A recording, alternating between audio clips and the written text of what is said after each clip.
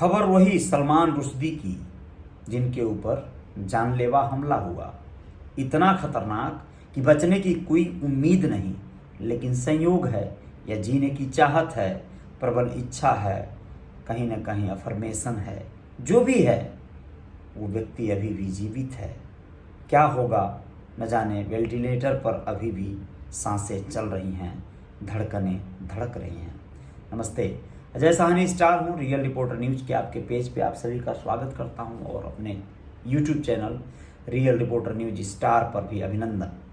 New York में हुए जानलेवा हमला के बाद पिछले 24 घंटे से भारतीय मूल के ब्रिटिश अमेरिकी लेखक, भारतीय मूल के ये लेखक हैं। मुंबई में उनका जन्म हुआ था और बचपन से ही ये ब्रिटेन चले गए थे, वहाँ पर ही उनकी शिक्षा दीक्षा हुई। ब्रिटिश अमेरिकी लेखक सलमान रुश्दी वेंटिलेटर पर हैं। उनकी हालत नाजुक बताई जा रही है। रुश्दी के एजेंट एंड्रू इल ने बताया कि वे बिल्कुल बोल नहीं पा रहे हैं, एक आंख खो सकते हैं, उनके लीवर में भी गंभीर चोट आई है, साथ ही हाथों की नसें भी कट गई हैं। शुक्रवार को रुश्दी पर एक लाइव प्रोग्राम के दौरान 24 साल के हादी मातर ने अटैक किया था। हादी मातर नाम का यह युवक है, 24 साल का था। मातर ने उनके गले पर चाकू से 15 के लगभग वार किया है, जिसके बाद रुश्दी को एयरलिफ्ट करके एक अस्पताल में भर्ती कराया गया। मातर शिया चरमपंथ से सहानुभूति रखता है, शिया चरमपंथी गुटों से यह सहानुभूति रखता है। इसके सोशल मीडिया अकाउंट आदि से पुलिस को यह पता चला है। अस्पताल के एक डॉक्टर ने अमेरिकी मीडिया को बताया कि रुश्दी के गले और पेट पर चाकू के कई घाव थे, उनकी सर्जरी की गई है। दोस्तों, आप लोगों को बताना जरूरी है कि हादी मातर जो युवक था उस पर हत्या के प्रयास और मारपीट का चार्ज लगा है। उसके सोशल मीडिया अकाउंट से पता चला है कि वह शिया चरमपंथ और ईरान के इस्लामिक रिवोल्यूशनरी गार्ड कॉर्प्स यानी IRGC के प्रति सहानुभूति रखता था, लेकिन जांच एजेंसियों को अब तक कोई डायरेक्ट लिंक नहीं मिला है। मातर कैलिफोर्निया में पैदा हुआ था, लेकिन वह हाल ही में न्यू जर्सी चला गया। NBC न्यूयॉर्क की रिपोर्ट के मुताबिक उसके पास एक फेक ड्राइविंग लाइसेंस भी था। अब आप लोग आगे की बात ये जानिए कि सलमान मुस्लिम परंपराओं पर लिखे उपन्यास द सैटेनिक वर्सेस को लेकर विवादों में रहे हैं। ईरान के धार्मिक नेता आयतुल्ला खोमैनी ने 1989 यानी 1989 में उनके खिलाफ फतवा जारी किया था। 33 साल हो गए इस बात को, 33 ईयर पहले हमले को उसी से जोड़कर देखा जा रहा है। हालांकि ईरान के एक डिप्लोमेट ने कहा है कि हमारा इस हमले से कोई लेना देना नहीं है। अब आप लोग और जानिए आगे कि रुश्दी का जन्म 19 जून 1947 यानी आज़ादी के समय की बात कर ली जाए, यानी आज़ादी के पहले, देश के आज़ाद होने के पहले ही मुंबई में हुआ था। 75 साल के सलमान रुश्दी ने अपनी किताब से पहचान बनाई। अपने दूसरे ही उपन्यास मिडनाइट चिल्ड्रन के लिए 1981 यानी 1981 में बुकर प्राइज और 1983 में बेस्ट ऑफ द बुकर्स पुरस्कार से सम्मानित किया गया उन्हें। रुश्दी ने लेखक के तौर पर शुरुआत 1975 में अपने पहले उपन्यास ग्राइमस के साथ किया था। इंग्लिश उपन्यास ज़्यादातर लिखते थे वो। रुश्दी को पहचान उनके दूसरे उपन्यास मिडनाइट चिल्ड्रन से मिली। उन्होंने कई किताबें लिखी, इनमें the jaguar smile, the Moor's last sigh, the ground beneath her feet और शालीमार द क्लाउन शामिल हैं। सबसे ज़्यादा द सैटेनिक वर्सेस को लेकर चर्चा में रहे हैं। The satanic versus Salman Rushdie का चौथा उपन्यास था। भारत और दुनिया के कई देशों में यह उपन्यास बैन है। यह 1988 में प्रकाशित हुआ था। रुश्दी पर पैगंबर मोहम्मद साहब के अपमान का आरोप लगा हुआ है। द सैटेनिक वर्सेस के जापानी ट्रांसलेटर हितोशी इगाराशी की हत्या कर दी गई थी, जबकि इटालियन ट्रांसलेटर और नॉर्वे के पब्लिशर पर भी हमला हुआ था। रुश्दी की तारीफ करने के लिए दक्षिण अफ्रीका में भारतीय मूल की महिला लेखक जैनब प्रिया पर भी जानलेवा हमला हुआ था। हमलावरों ने प्रिया के गर्दन पर चाकू रख दिया था, ईंट से चेहरे पर वार किया गया था।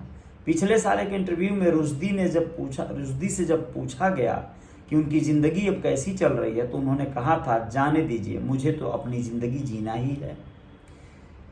रुश्दी जिस हॉल में लेक्चर के लिए पहुंचे थे, वहां करीब 4000 ऑडियंस मौजूद थे। रुश्दी करीब 10 साल से पुलिस प्रोटेक्शन में थे।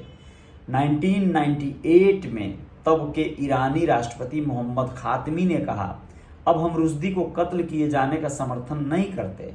हालांकि फतवा फिर भी वापस नहीं लिया गया।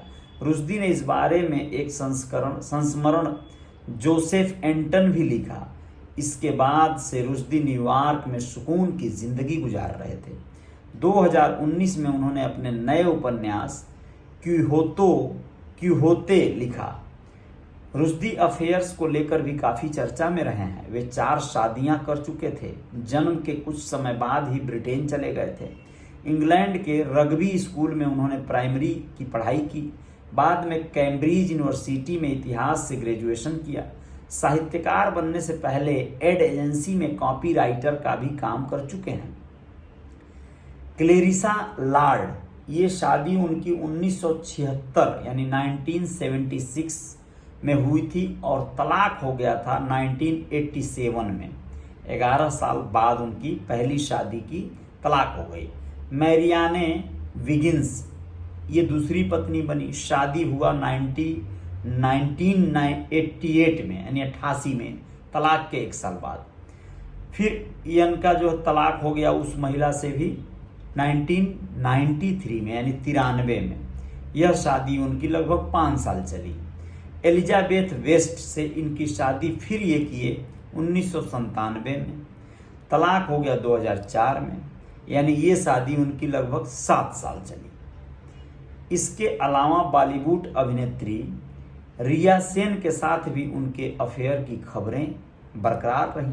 मशहूर लेखिका तस्लीम नसरीन ने कहा है कि मुझे अभी पता चला है कि न्यूयॉर्क में सलमान रुश्दी पर हमला हुआ है। मैं हैरान हूँ, कभी नहीं सोचा था कि ऐसा होगा। यदि उन पर हमला हो जाता है तो इस्लाम की आलोचना करने वाले किसी भी व्यक्ति पर हमला किया जा सकता है। मैं फिक्रमंद हूँ।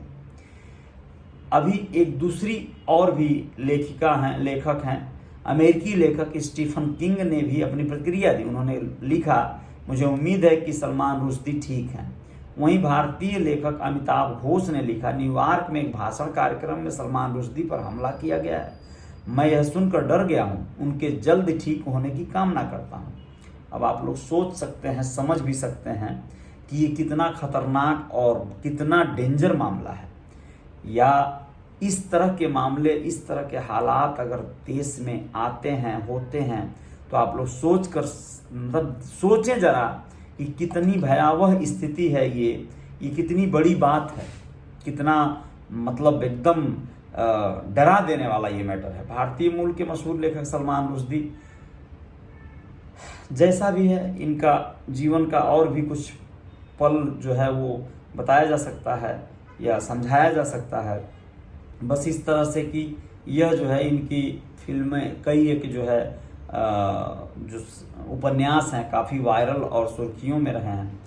हाँ, और ये बहुत काफ़ी कुछ जो है इन्होंने अपने उस उपन्यास के माध्यम से संदेश देना चाहा है समाज को, और ये काफ़ी चर्चा में रहे हैं हमेशा से।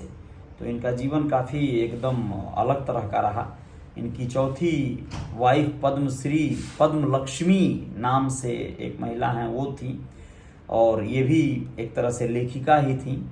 और इन्होंने एक तरह से उसमें बहुत सारे अनुभव लिखे हैं अपने जीवन के, अच्छे बुरे।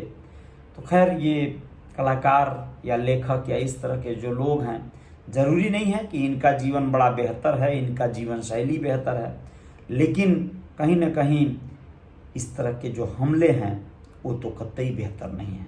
चाहे वो कोई हो, किसी पर हो, और किसी को भी ये अधिकार बिल्कुल नहीं मिलना चाहिए। जय जयकार जारी रहेगी।